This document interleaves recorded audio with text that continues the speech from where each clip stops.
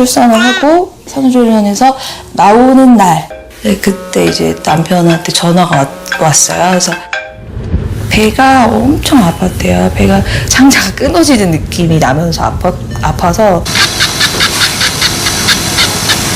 내시경을 해보니까 암처럼 보이는 게 있는데 아니 웬 암? 이제 나이가 37인데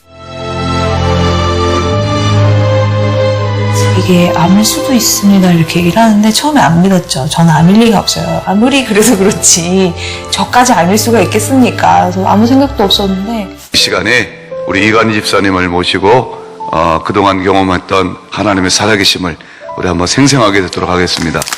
제가 4월 31일에 항암 치료가 종료되었는데 제 아내가 5월 5일에 항암 치료를 시작하게 됐으니 정말 잠시도 숨 고를 겨를도 없이 밀려오는 고난의 흐름 앞에 깊은 탄식과 함께 제가 할 수 있는 건 나의 모든 죄에 대한 처절한 회개와 주님께 매달려 기도하는 것뿐이었습니다. 하나님, 저희 가정 이러다 다 죽게 생겼습니다. 주님 살려주세요. 제가 다 잘못했습니다. 저의 죄를 용서해 주세요. 저희 가정에 긍휼을 베풀어 주세요.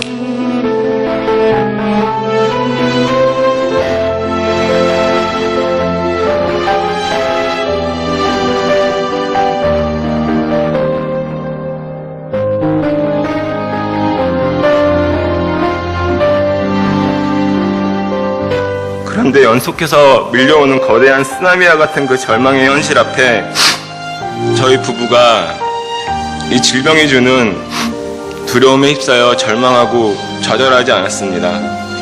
당시 제가 썼던 말씀 묵상 일기를 보니 이런 고백이 적혀 있었습니다.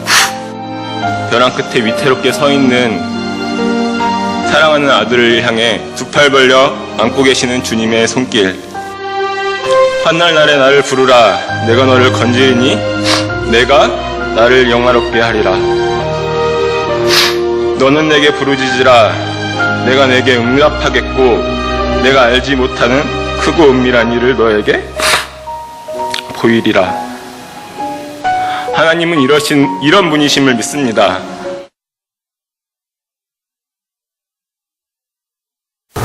육신에 아픔이 있기 때문에 오히려 더 깨어있을 수가 있다.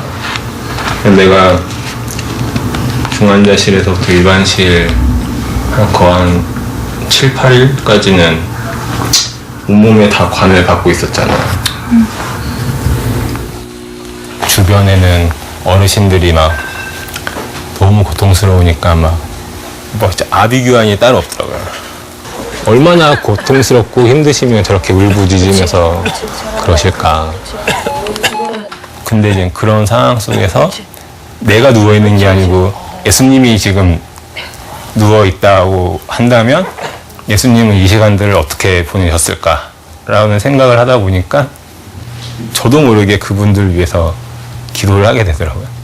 예수 어린 양 존귀한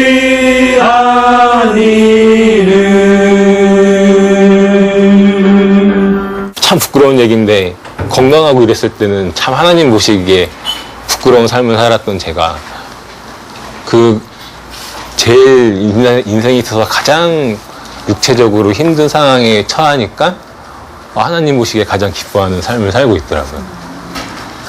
저 참 교만했던 것 같아요. 언니한테 결혼할 때 너 교회에서 나랑 만나고 싶어하는 사람이 얼마나 많은 줄 아냐. 내 안양제일교회 교회 오빠의 표본이다. 그러니까 그때 굉장히 교만했던 것 같아요. 왜냐면 나는 나름 제가 굉장히 괜찮은 신앙인인 줄 알았어요. 내가 이 큰 질병을 얻고 지금 와서 돌아보니까 하나님을 위한 삶이 아니었고 그 이면에는 나의 영광을 드러내기 위한 삶이었었더라고요. 모든 사람이 다 보면 내가 이 질병으로부터 완치해야지만 이건 기적이야. 그런 기적들만을 바라고 있는 거지. 우리가 질병을 만나서 정말 오늘 하루 이렇게 우리의 삶이 이렇게 이어지고 있다는 게 얼마나 큰 기적이고 하나님의 은혜인지 우리는 이 암이라는 질병을 통해서 그거를 깨달았잖아. 암이 아니었으면 몰랐겠지. 그래서 암 자체는 축복은 아니지만 암을 통해서 우리가 갖는 유익이 사실 이건데 사과 서투르고 부족한 점들이 많았던 삶이었기 때문에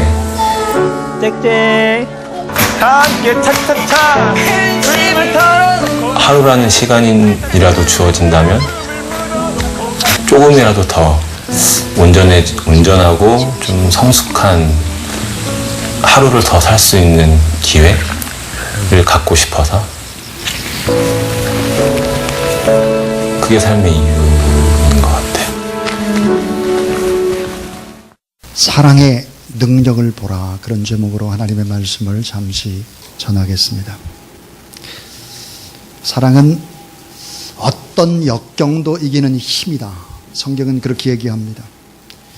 물론 사랑을 하게 되면 병도 이기고 죄도 이기고 세상도 이기고 원수도 이기고 미래의 불안도 이기고 모든 것을 넉넉히 이기는 힘이다. 믿으시기 바랍니다. 자, 심지어는 이렇게 말합니다. 하나님을 사랑하는 자는 결국 모든 것들이 다 합력해서 선이 될 뿐만 아니라 이 모든 일에 우리를 사랑하시는 이로 말미암아 우리가 넉넉히 이긴다 그랬습니다. 오늘 말씀은 초막절 큰 축제의 마지막 말미에 간음을 하다가 현장에 붙잡혀온 끌려온 여인들을 바리새인과 서기관들이 예수 그리스도에게 넘기면서 이런 질문을 합니다. 선생님, 이 여자가 간음하는 현장에서 잡혔습니다. 율법에 의하면 이러한 여자는 돌로 쳐 죽이라고 명령을 했는데 선생님은 어떻게 생각을 하십니까? 이런 질문을 하고 있습니다. 우리가 너무 잘 알고 있는 내용입니다. 그러나 너무 잊어버리기 쉬운 참 사랑의 비밀과 사랑의 능력이 무엇인지를 오늘 성경을 통해서 우리에게 말씀을 해주고 있습니다. 자, 참 사랑. 이 참 사랑, 그것은 뭘까 하는 것입니다. 이 시대에 가장 무서운 질병은 암이 아닙니다. 이 시대에 가장 무서운 질병이 있다면 그것은 바로 사랑의 결핍입니다. 정신병 환자들의 핵심 원인이 뭘까? 사랑의 부족이라고 하죠. 굶주린 사랑이 정신 과민의 중요한 문제입니다. 이 굶주린 사랑이 결국은 열등감을 만들어내고 굶주린 사랑의 결핍이 불행의 요인이 되고 모든 관계를 다 파괴하는 주범이 되는 것입니다. 어제 제가 고광희 대사님을 만났는데 대사님이 그런 말씀을 하셨습니다. 인생은 아름다운 좋은 네트워크다 그랬는데 정말 맞는 말이죠. 얼마나 좋은 사람들과 아름다운 관계를 맺어가느냐 하는 것이죠. 그런데 이 관계 파괴의 주범이 무엇일까요? 모든 질병의 핵심은 무엇일까요? 그것은 바로 사랑의 부족함입니다. 사랑의 결핍이죠. 자, 오늘 이 본문 속에서 간음하는 이 여인, 만약에 예수님께서 율법대로 돌로 쳐 죽여라 이렇게 했다면 어떻게 됐을까? 로마의 실정법을 어기는 죄를 짓게 되는 것입니다. 유대인에게는 사형 집행권이 없기 때문이죠. 자, 율법대로 돌로 쳐 죽이면 지금까지 예수님이 가르쳐 주신 사랑과 용서의 법에 불일치하기 때문에 예수님은 거짓말장애가 되고 예수님은 사기꾼이 되는 것입니다. 만약에 현장에서 간음하다 붙잡힌 이 여인을 돌로 쳐 죽이지 않는다면 어떻게 될까? 율법을 어겼기 때문에 사내들은 공회의 고발 조치가 되는 함정이 오늘 본문 속엔 덫처럼 깔려 있는 것입니다. 이래도 걸리고 저래도 걸리는 것이죠. 자, 진퇴양난에 빠져 있습니다. 여인이 그렇고 예수 그리스도가 그렇습니다. 오늘 이 본문 속에서 정말 사랑이라고 하는 것이 뭘까? 사랑은 다음과 같은 것입니다. 자, 따라하세요. 참 사랑은 침묵하는 것입니다. 사랑은 참 때로 침묵하는 것입니다. 수년 전에 탤런트 최진실이라고 하는 사람이 자살을 했죠. 뉴욕 타임스에서 이렇게 최진실의 자살을 보도하는 내용, 이런 내용이었습니다. 활발한 젊은 네티즌 때문에 결국은 악성 댓글이 최진실을 죽게 했다 하는 것입니다. 자, 악성 댓글, 침묵하지 않는 것입니다. 사실도 아닌데 막 공격은 하는 것이죠. 우리는 그런 속에서 살아갑니다. 참 사랑은 뭘까요? 침묵하는 것이다. 오늘 본문에는 가늠하다 현장에 잡힌 여인이 등장을 합니다. 초막절 말미의 일이기 때문에 수많은 사람들이 목격을 했습니다. 다 몰려들었죠. 바리새인과 서기관들이 사람들을 가리켜 젖을 넣고 잡히니까 끌고 온 것입니다. 고발하는 소리가 아우성치죠. 정죄하는 소리가 빗발칩니다. 군중의 함성이 여기저기 들려옵니다. 양손에는 돌을 들었습니다. 자, 먹잇감을 발견한 맹수처럼 달려들고 있는 것입니다. 돌로 쳐 죽이려고 하는 것이죠. 무서운 분노가 폭발을 합니다. 많은 군중들이 가엾은 한 여인의 속마음도 동기도 삶의 고단함도 묻지 않은 채 결과만을 가지고 아우성을 치고 있는 야훼 재판장이었습니다. 예수님은 아무 말씀을 하지 않았습니다. 고개를 숙인 채 몸을 굽으려 손가락으로 땅에 글씨를 쓰고 계셨습니다. 오늘 말씀에서 침묵하시면서 글을 쓰셨다는 말이 2번 반복되어 나옵니다. 6절과 8절입니다. 오늘의 문제는 뭘까요? 침묵하지 않는다는 거예요. 생각 속에 잠겨야 되는데 다른 사람의 문제가 아니라 나의 내면 세계를 차근차근 돌아보는 이런 자성의 노력들이 없다 하는 것입니다. 조급하죠.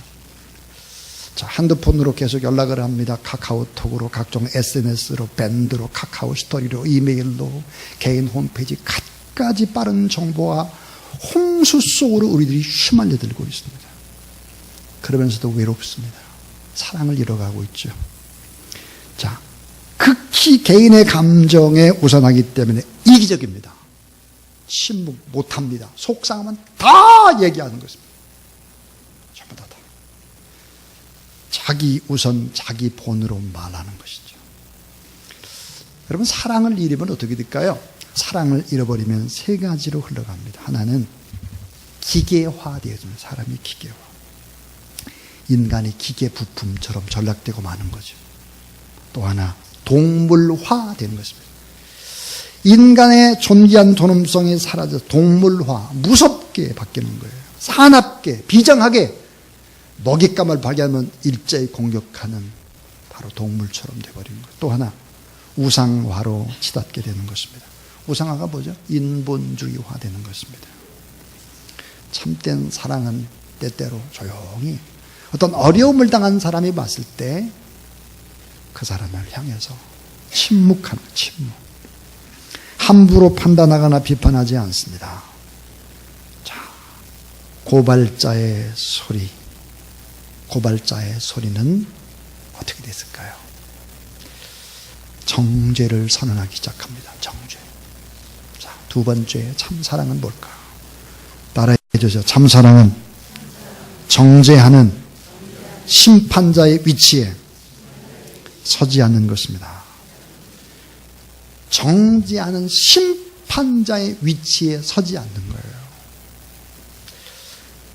로마서 8장 1절 2절에 보니까 그러므로 이제 그리스도 예수 안에 있는 자에게는 결코 정죄함이 없나니 이는 그리스도 예수 안에 있는 생명의 성령의 법이 죄와 사망의 법에서 너를 해방하였음이라 그랬습니다. 자, 예수님은 이 땅에 무엇을 쓰고 계셨을까? 조용히 침묵하시면서 어떤 주경신학자는 이렇게 말했습니다. 예수님이 쓰신 글이 아마 이런 거였을 것이다. 서기관, 너는 마음속에 무슨 죄를 지었잖아. 바리새인, 너는 무슨 죄를 지었잖아. 떠드는 군중들, 너희들은 무슨 죄를 지었잖아. 너는 저 여인과 다른 것이 무엇이냐? 별반 다른 것이 없잖아. 이런 내용을 예수님이 쓰시지 않았을까? 참으로 공감이 가는 얘기입니다.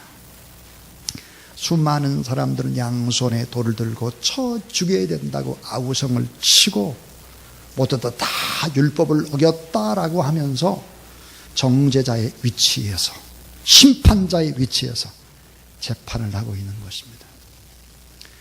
자, 요한복음 8장 7절에 예수님이 이렇게 조용히 말씀을 하십니다. 따라해 주세요. 너희 중에 죄 없는 자가 먼저 돌로 치라. 요한복음 8장 9절은 이어서 이렇게 말씀하죠.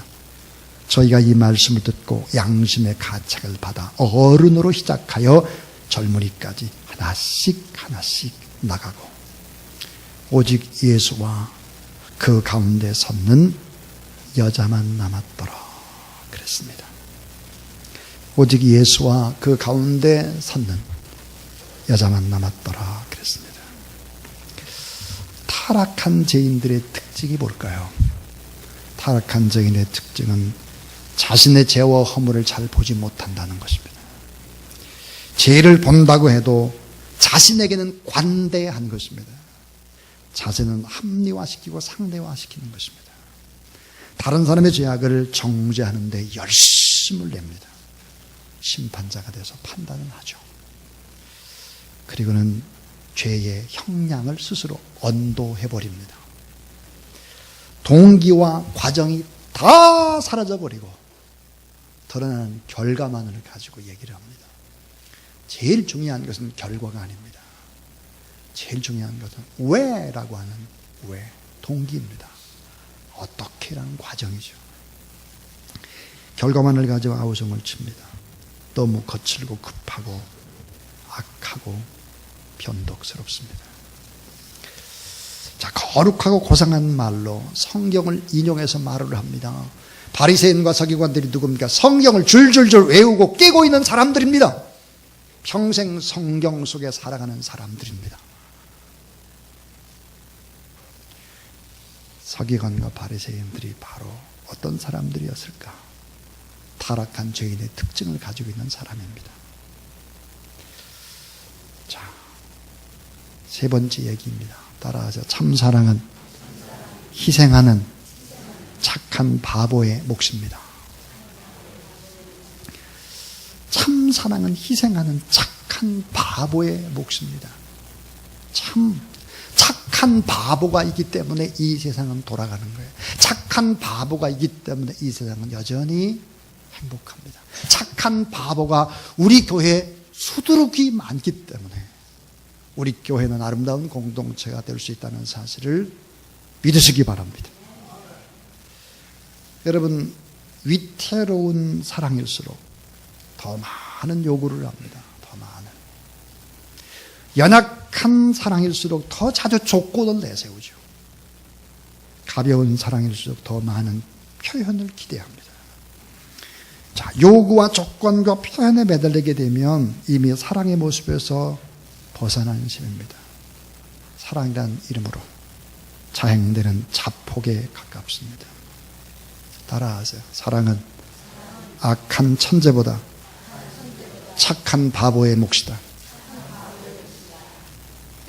머리가 좋은 천재, 그 천재보다 착한 바보가 순수하게 사랑을 하고 순수하게 믿고 묵묵히 희생하는 바보, 그 바보가 가정 안에 있어야 하고 교회 안에 있어야 되고 여러분의 직장 안에 있게 되기를 주의 이름으로 축원합니다. 이 사랑은 착한 바보에게 내리는 햇볕 같은 축복입니다. 그래서 참사랑은 희생하는 착한 바보의 몫이죠. 자, 공의를 외치면서 정죄하는 자가 참 많죠. 인간관계에서 참 실망했다고 말하는 사람들이 많습니다. 그러나 조용히 희생하는 사람은 적습니다. 조용히 침묵하며 희생하며 고통을 감수하는 사람은 적죠. 서슬 시퍼렇게 자존심에 칼을 세우고 조금만 손해본다 싶으면 지적하고 따지고 말을 많이 하고 수없이 권리와 법을 주장하지만 조용히 묵묵히 의무만을 행하는 사람은 적습니다. 성령은 무슨 영일까요? 사랑의 영입니다. 오늘 우리는 누구일까요? 하나님의 자녀입니다. 하나님의 자녀이면 성령이 내 안에 내주되어 있습니다. 오늘 우리의 가장 위대한 힘, 위대한 은사, 위대한 능력은 뭘까요? 병을 고치고 예언을 하고 능력을 행하고 그런 것이 아닙니다. 바로 사랑을 하는 것이죠. 사랑. 참 사랑은 나를 부인하고 십자가를 지는 것입니다. 오늘 본문 속에서 우리 주님은 가늠하다 현장에서 잡힌 여인을 사랑합니다. 그것은 무엇일까요? 엄청난 희생이었습니다. 서기관과 바리새인들과 싸워야 하고 결국 예수 그리스도를 어떤 명목이로든지 올가미를 씌워서 고발한 것을 뻔히 불보듯이 주님은 다 알고 있었죠. 엄청난 사랑의 대가를 지불하는 희생이었습니다. 마지막 네 번째 얘기입니다. 따라하세요. 참사랑은 책임감과 따스함의 균형입니다. 참사랑은 책임감을 갖는 것입니다. 그리고 따스함의 균형이다. 유명한 지휘자인 정명훈 씨가 이런 말을 했습니다. 오케스트라를 지휘함에 있어서 가장 중요한 것은 균형 감각이다 그랬습니다. 아무리 능력 있는 단원이라고 해도 조화와 균형을 깨뜨리면 이미 최고의 화음을 낼 수가 없기 때문이다 그랬습니다. 사랑도 마찬가지입니다. 오늘 본문 속에서 예수님께서는 11절에 대답하되 주여 없나이다. 예수께서 그러되 나도 너를 정죄하지 아니하노니 가서 다시는 죄를 범하지 말라 하시니라 그랬습니다. 예수님은 자기 자신과 가늠하다 잡혀온 이 여인을 동일시하고 있습니다. 나도 너를 정죄하지 아니하노니 그랬습니다. 죄 없으신 하나님의 아들 예수 그리스도께서 나도 너와 같은 죄인의 자리에 내려왔다. 나도 너를 정죄할 수가 없다. 예수님의 십자가가 무엇입니까? 가장 큰 죄를 범한 극악한 범죄자가 바로 죽는 곳이 십자가였습니다.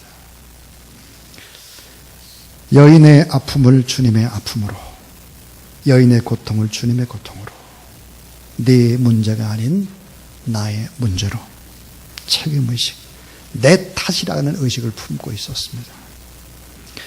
자, 하나님의 아들 예수 그리스도 죄 없으신 주님이 죄인의 자리로 내려앉고 죄인같이 되셨다 하는 것입니다. 그런데 오늘 이 본문 속에서 생략된 부분이 있습니다.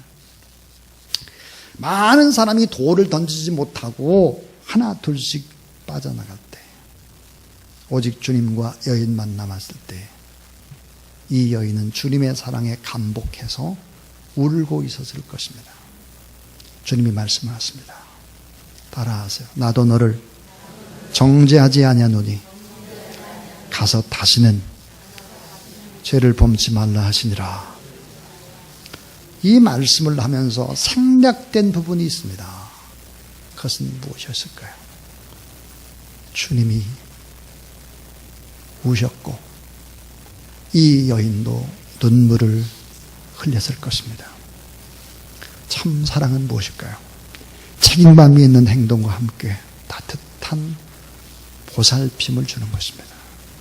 긍휼의 마음, 함께 마음 졸이고 함께 마음 아파하는 마음, 불쌍히 여기는 사랑의 마음이 필요합니다. 오늘 이 시대는 극단의 고통이 있습니다. 극단의 고통. 이 극단의 고통 때문에 국민 많은 사람들이 불행에 빠지고 있습니다. 그것은 누구일까요? 오늘 정권을 잡은 여당은 적폐청산을 외치고 있습니다. 적이라는 거예요. 적폐청산. 야당은 또 뭐라고 합니까? 종북 좌파 무리들이라고 또 공격을 합니다. 서로 충돌을 하죠. 그 모습을 바라보는 국민의 마음이 불편합니다.